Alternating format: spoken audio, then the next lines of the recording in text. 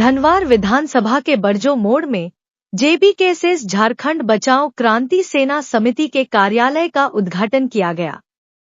कार्यालय का केंद्रीय अध्यक्ष संजय मेहता, उपाध्यक्ष अभिषेक कुमार साहू, सचिव M कोषाध्यक्ष ने संयुक्त रूप से फीता काटकर उद्घाटन किया। इस दौरान धनवार मांगे बदलाव को लेकर घोषणा पत्र का भी विमोचन किया गया।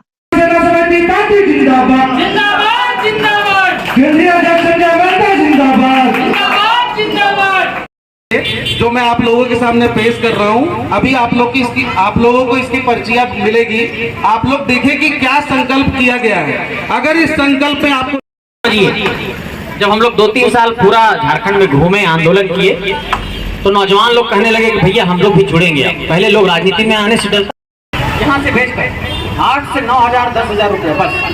उनका काम क्या है, जैसे कोई बड़ी कंपनी है, पीटर इंग्लैंड कोई बड़ी कंपनी है, मान लीजिए जींस बना रही है, तो वो कंपनियां कॉन्ट्रैक्ट देती हैं ऐसे लोगों को, आप हमें इतना जींस बना करके दीजिए, इतना शर्ट बना के दीजिए। और इन लोगों को झारखंड में ये लोग ट्रेंड करते हैं, ट्रेंड यहाँ। इसलिए इस बात को आपको ध्यान केंद्रित करना होगा कि 24 सालों के झारखंड के बाद आप कैसा झारखंड चाहते हैं। क्या ये लड़ाई सिर्फ विधायक बनाने की है? क्या ये लड़ाई सिर्फ सांसद बनाने की है? क्या सिर्फ चुनाव आएंगे और वहां पर लोगों को वोट देंगे, चुनते चले जाएंगे? क्या इसी परिपाटी के लिए हम लोग झारखंड बनाए हैं? आपको इस बात का ध्यान रखना होगा कि झारखंड की माटी में हमारे पुरखों ने शहादत दिया है, ये राज्य यूं ही नहीं मिला है। और मैं सभी लोगों से जाकर के एक ही बात कहता हूं, इस धरती को बनाने में एक साझा संघर्ष हुआ है।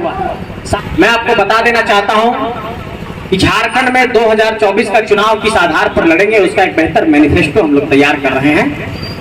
और उस मैनिफेस्टो को ड्राफ्ट करने के लिए हम लोगों ने शिक्षाविद और विशेषज्ञों की एक टीम बनाई है।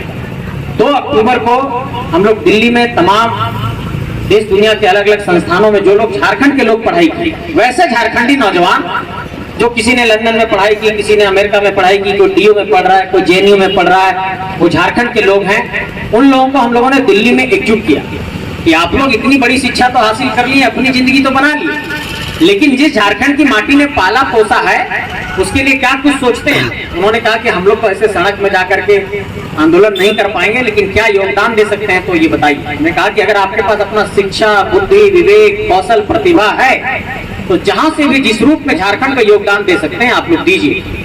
वो लोग सभी तैयार हुए और कॉन्स्टिट्यूशन क्लब ऑफ इंडिया में दिल्ली में 2 अक्टूबर को बैठक हुई। वहां पर हम लोग मैनिफेस्टो को ड्राफ्ट करने की रणनीति बनाए हैं। उस ड्राफ्टिंग में मैं आपको बता देता हूं कि किन बिंदुओं पर हम लोग विचार कर रहे हैं। पहला कि झारखंड में जो कोई भी कंपनी लगेगी उसमें जितनी भी नौकरियां हैं 3rd और 4th ग्रेड की, वो झारखंड के लोगों के लिए आरक्षित होगी। ये पहली मांग हमारी उस मैनिफेस्टो में रहेगी, ये हम लोग जनता के बीच रखने वाले हैं। दूसरी बात कि जिन जगहों पर भी विस्थापन हुआ है उन इलाकों में पुनर्वास की नीति का पालन